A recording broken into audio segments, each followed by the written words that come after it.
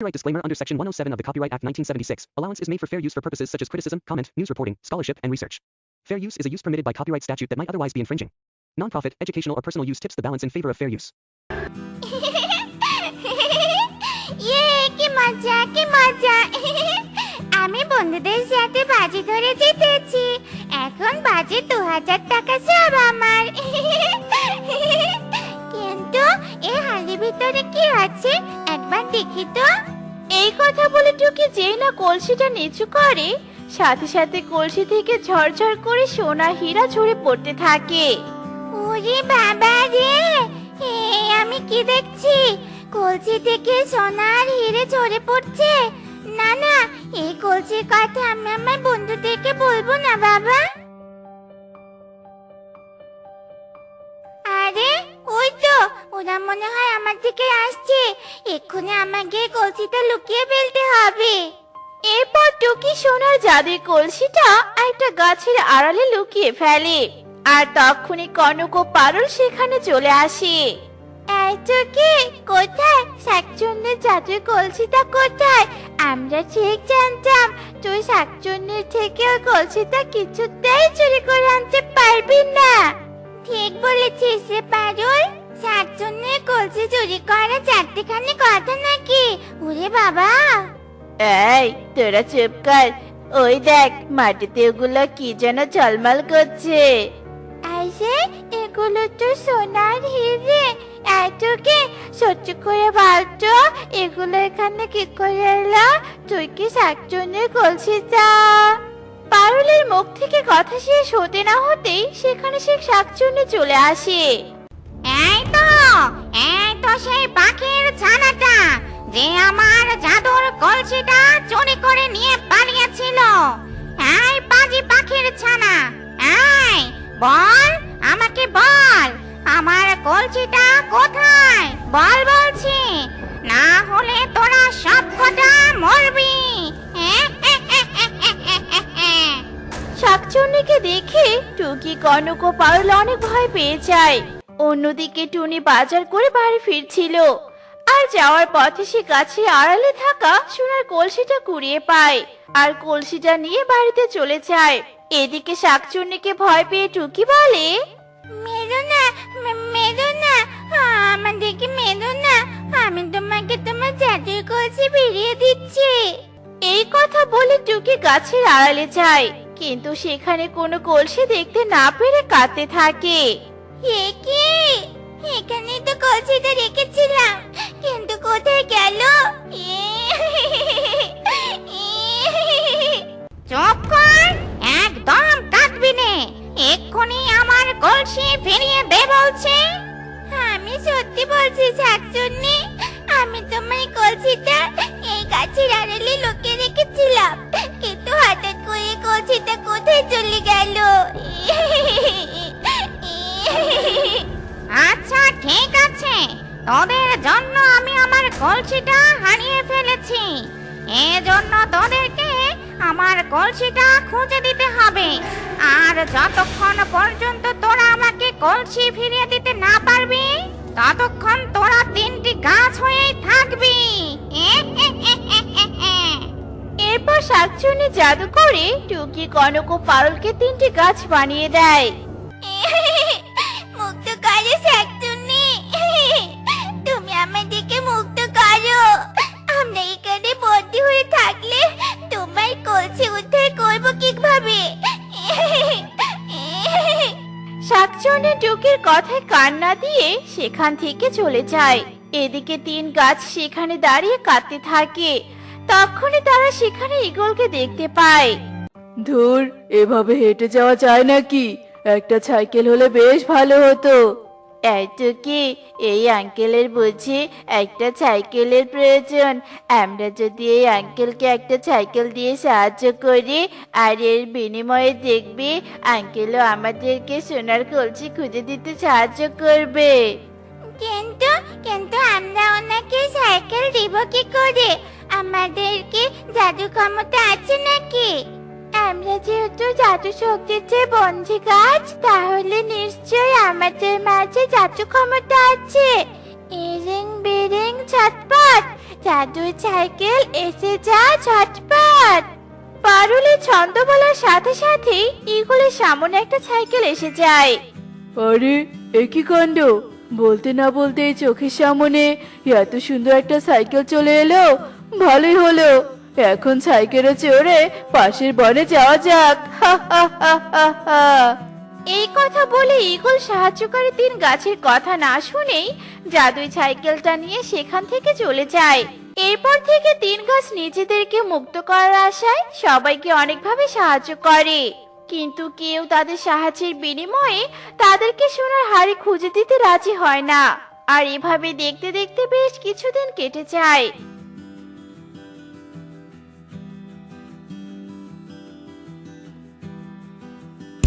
ওরে বাবা রে, মরে গেলাম রে, বাঁচাও বাঁচাও, কেউ আমাকে বাঁচাও। টুনির কান্না শুনে তিন গাছ বলে ওঠে, কেঁদো না টুনি মাসি, আমরা তোমাকে সাহায্য করছি। এক্ষুনি আমরা তোমার পায়ে ব্যান্ডেজ করে দিচ্ছি। এরপর সাহায্যকারী তিন গাছ জাদু করে টুনির পায়ে ব্যান্ডেজ করে দেয়। আর সাহায্যকারী তিন গাছের সাহায্য পেয়ে টুনি অনেক খুশি হয়ে যায়। তোমাদেরকে অনেক ধন্যবাদ, তোমরা আমার অনেক বড় উপকার করলে, কিন্তু তোমরা গাছ হয়ে আমাকে সাহায্য করলে কিভাবে? আমরা যে সত্যিকারের গাছ নই টুনি মাসি। এরপর টুকি টুনিকে তাদের সাথে ঘটে যাওয়া সব কথা খুলে বলে। সবই তো শুনলে টুনি মাসি। জানো মাসি, আমরা তোমার মতো অনেককেই বিভিন্ন ভাবে সাহায্য করেছি, কিন্তু সবাই শুধু আমাদের সাহায্য নিয়ে চলে গেছে। এর বিনিময়ে কেউ আমাদেরকে সোনার কলসি খুঁজে দেয়নি, আর সোনার কলসি না পেলে আমরা আর কখনো মুক্তি পাবো না। কেঁদো না তোমরা, আর তোমাদেরকে তিন গাছ হয়ে বন্দি জীবন কাটাতে হবে না। আমি তোমাদেরকে মুক্ত করে দিব। আর শোনো, সেদিন আমি বাজার থেকে বাড়ি ফেরার পথে গাছের আড়ালে একটা সোনার কলসি কুড়িয়ে পেয়েছি, আর সেটাই মনে হয় তোমাদের বন্দি হওয়ার কারণ। এই কথা বলে টুনি আবারও ভ্যান চালাতে শুরু করে, আর ভ্যানে থাকা ফ্রিজ নিয়ে বাড়িতে চলে যায়। আর তার বাড়িতে থাকা সোনার কলসি নিয়ে তিন গাছের কাছে চলে যায়। এই নাও তোমাদের কলসি, এখন তোমরা সেই শাকচুন্নিকে তার জাদুই সোনার কলসি ফিরিয়ে দাও। ইরিং বিরিং তিরিং চট, শাকচুন্নি এসে যা ঝটপট। এরপর সেই শাকচুন্নি সেখানে চলে আসে, আর টুনি তার জাদুই কলসি ফিরিয়ে দেয়। এই তো আমার জাদুর কলসি। অবশেষে আমি আমার কলসি ফেরত পেলাম। শাকচুন্নি, এখন তুমি ছানাদেরকে গাছ থেকে মুক্ত করে দাও। শাকচুন্নি, আমি যখন আমার জাদুর কলসি পেয়ে গেছি, তখন এদের বন্দি রেখে আমার কি লাভ? এক্ষুনি আমি এদের মুক্ত করে দিচ্ছি। এরপর শাকচুন্নি তিন গাছকে তাদের আসল রূপ ফিরিয়ে দেয়, আর সে তার কলসি নিয়ে সেখান থেকে চলে যায়। শোনো তোমরা, কখনো অন্যের জিনিস নিয়ে লোভ করতে নেই, কারণ লোভ আমাদেরকে ঠকায় এবং মৃত্যুর দিকে নিয়ে যায়, কিন্তু আমরা সেটা বুঝতেও পারি না, আর তাই আমরা লোভের পিছনে ছুটতে থাকি। এবার প্রমাণ পেলে তো লোভের পরিণতি কি হতে পারে? হ্যাঁ টুনি মাসি, আমরা বুঝে গেছি যে লোভে পাপ আর পাপে মৃত্যু। আরে এ আমি কি দেখছি? আমাদের বাগানের ভিতরে এত সুন্দর একটা ময়ূর এসেছে। মায়ের মুখে ময়ূরের কথা শুনে ময়ূরকে দেখার খুব ইচ্ছে ছিল। আজ ময়ূরের এত সুন্দর পেখম দেখে মনটা একেবারে জুড়িয়ে গেল।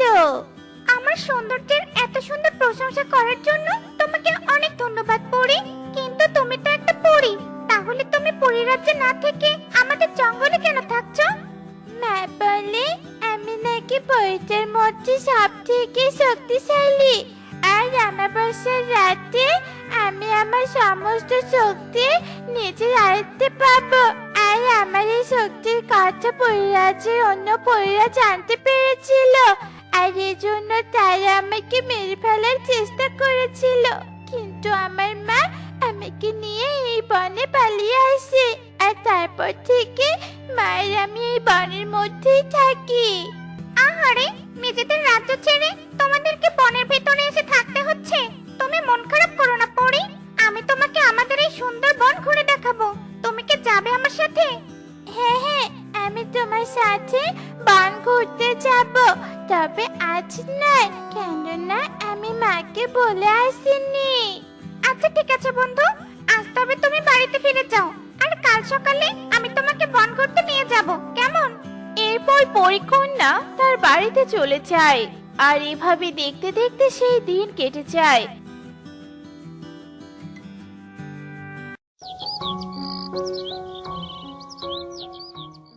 আর পরের দিন সকালে পরিকন্যাকে নিয়ে ময়ূর বন ঘুরতে চলে যায়। মা, ও মা, এই হাড়িতে একটু রং করে দাও তো। কেন রে মা, আজকে আবার এই হাড়িটা কাকে দিবি বলতো? এই হাড়িটা আমি আমার স্কুলের ম্যামকে দিব মা, এই জন্য তুমি অনেক সুন্দর করে হাড়িটা রং করে দাও, বুঝলে? তা না হয় দিলাম, কিন্তু রোজ রোজ ফ্রিতে সবাইকে হাড়ি দিলে আমরা সংসার চালাবো কি করে বলতো? এই সামান্য হাড়ি বিক্রি করেই তো এতদিন যাবৎ সংসারটা চালাচ্ছি। কিন্তু মা, তুমি তো বলতে অন্যকে সাহায্য করতে হয়, আর আমিও তো তোমার বানানো হাড়ি দিয়ে অন্যদেরকে সাহায্যই করছি, তাহলে তুমি আমাকে বকছো কেন? বলো বলো, আমাকে বলো। হ্যাঁ রে মা, আমি অন্যদেরকে সাহায্য করার কথা তোকে বলেছিলাম, কিন্তু যারা খুবই অসহায়, যাদের কাছে হাড়ি কেনার মতো টাকা নেই, তাদেরকে সাহায্য করা উচিত। তোমার মা তো ঠিক কথাই বলেছে তোকে, অন্যরা তোমার সরলতার সুযোগ নিয়ে প্রতিনিয়ত তোমাকে বোকা বানিয়ে তোমার কাছ থেকে হারিয়ে নিচ্ছে। এ কি, আমার মতো গরিবের বাড়িতে পরী এসেছে? হে কি সৌভাগ্য আমার! এই ময়ূর, তুমি এই পরীর দেখা কোথায় পেলে বলো তো? এরপর ময়ূর টুনিকে সব কথা খুলে বলে। সব কথাই তো শুনলে টুনি, তাহলে পরিকন্যার সাথে এখনো বন্ধুত্ব করছো না কেন? হ্যাঁ পরিকন্যা, তুমি মন খারাপ করো না, এখন থেকে আমিও ময়ূরের মতো তোমার বন্ধু। আর শুধু আমি না, এই বনের যত পাখি আছে আমরা সবাই তোমার বন্ধু। তোমাকে অনেক ধন্যবাদ ময়ূর বন্ধু, তোমার জন্য আমি এতগুলো বন্ধু খুঁজে পেলাম। শোনো টুনি বন্ধু, তুমি আমাকে একটা হাড়ি বানিয়ে দিবে কেমন?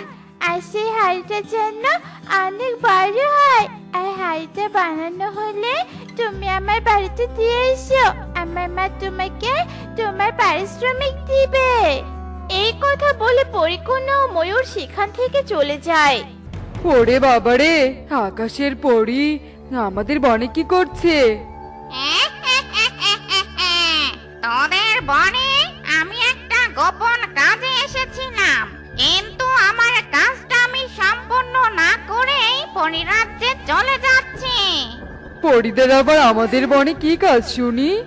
শোন, আজ বেশ কিছুদিন থেকে আমরা পরিরাজ্যবাসীরা এক পরিমাতা ও তার একমাত্র শক্তিশালী কন্যাকে খুঁজে বেড়াচ্ছি, কিন্তু কোথাও তাদেরকে খুঁজে পাচ্ছি না।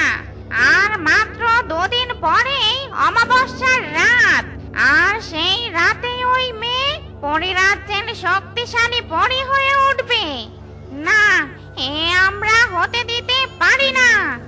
এই কালো পাখি, এই তুই যদি কখনো এই বনে কোনো পরিদের দেখা পাস, তাহলে সাথে সাথে আমাকে ডাকবি, আর এর জন্য আমি তোকে অনেকগুলো স্বর্ণ মুদ্রা উপহার দিব, বুঝেছিস? কিন্তু আমি তোমাকে কিভাবে ডাকবো বলো?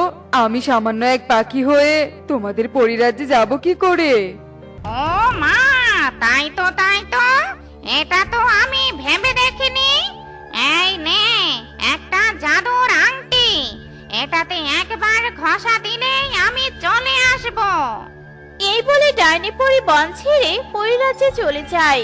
এরপর দেখতে দেখতে 2 দিন কেটে যায়।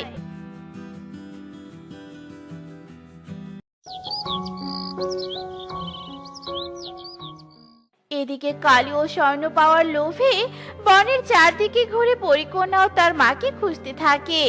আর হঠাৎ সে পরিকন্যাকে ময়ূরের সাথে দোল খেতে দেখতে পায়। আরে ওই তো একটা পরিকন্যা, তবে কি এই সেই পরিকন্যা যার কথা ওই পরীটা বলেছিল?